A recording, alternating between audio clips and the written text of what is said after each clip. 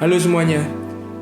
Hari ini kita akan ngobrolin tentang sebuah kasus yang lagi viral, lagi diomongin banyak orang. Dan ini spesial, berangkat juga dari komentar dari Wulan Sariari di Instagram official kami. Ada sebuah kasus yang gak menyenangkan, datang dari pengajar agama, pemuka agama di kota Bandung, yang korbannya sudah mencapai 12 ya. Ada beberapa yang sudah melahirkan, ada beberapa yang masih dalam proses persalinan, proses hamil. Dan kami tentu sangat bersimpati dengan kondisi ini, dengan keadaan ini. Sebenarnya mungkin hal seperti ini nggak pertama kali terjadi di sekitar kita. Ini bukan berita pertama yang terjadi di sekeliling kita. Ini malah di lingkungan Suara Adela.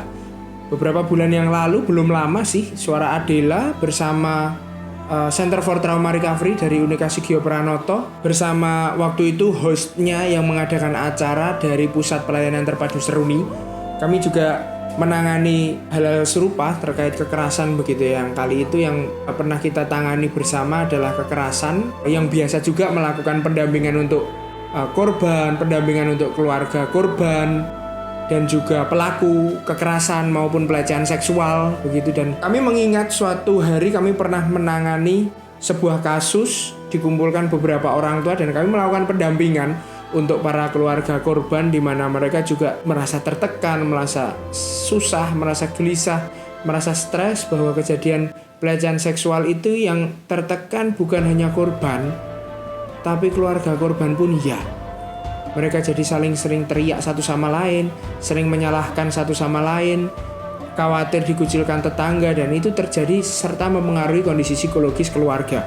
Hal itu yang kami lakukan, pendampingan itu yang kami lakukan sehingga memberikan situasi yang pas, karena pemulihan penyintas korban yang lalu kemudian sudah berjuang untuk bertahan hidup dengan kasus itu kan kita sebut penyintas ya. Penyintas kekerasan itu akan menjadi lebih well-being, terapinya akan menjadi lebih baik kalau didukung oleh lingkungan keluarganya. Kenapa sih keluarga penyintas itu ikut disertakan dalam pendampingan ya? Karena kami sadar bahwa yang stres itu bukan hanya korban, bukan hanya penyintas, orang yang berusaha bertahan hidup dari sebuah kasus yang tidak enak ini, tapi juga keluarga penyintasnya. Mungkin papahnya, mamahnya, tantenya, neneknya yang merawat dia, mereka pun juga punya stres, mereka mungkin punya tekanan sendiri, mereka mungkin merasa diomongin tetangga, dikucilkan tetangga, dan ya banyak orang terluka karena sebuah case, karena sebuah kasus pelecehan seksual, bukan hanya korban atau penyintas saja.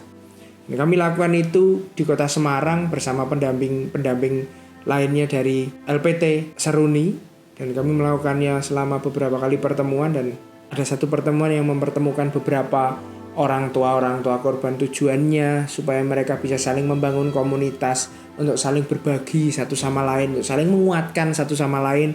Dan kami melakukan itu karena kami yakin mereka cukup pas pada fase itu, mereka cukup tepat, mereka cukup berada dalam fase itu.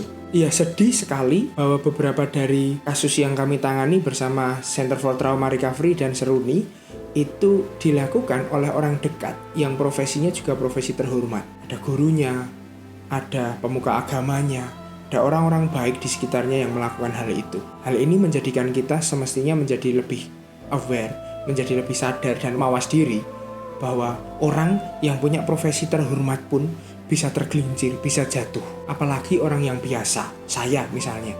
Mungkin beberapa rekan-rekan di sini, Anda yang sedang menonton, mungkin juga merasa Anda orang biasa. Ya, kita semua nggak akan lepas dari gelinciran itu. Jadi mawas diri merupakan hal yang penting. Rekan-rekan semua yang ada di sini, mari kita lebih mawas diri. Dan juga kalau ada korban atau penyintas pelecehan seksual yang ada di sekitar Anda, jangan dikucilkan. Jangan didiemin, dukung mereka. Mereka butuh kehadiran Anda, butuh support dari Anda untuk merasa well-being, tidak stres, bahkan tidak trauma. Peran Anda penting untuk mereka. Hanya bisa lebih dari satu. Tadi Ibu ngendiko korbannya beliau ini ada berapa, Bu? 4. Ini aja yang ngaku. Yang tidak ngaku banyak. Kemudian saya bersyukur kalau tetangga-tetangga, ibu, bapak, semuanya positif. Tapi apakah ada yang jengkeli juga tetangga-tetangga yang konflik? Oh ada ya, Bu? Tetap ada ya gitu ya? Gimana, Bu, kelakuannya tetangga yang jengkel ini ngapain, Bu? Ya katanya kurang jaga anak lagi. Oh, jadi ibu disalah-salahkan.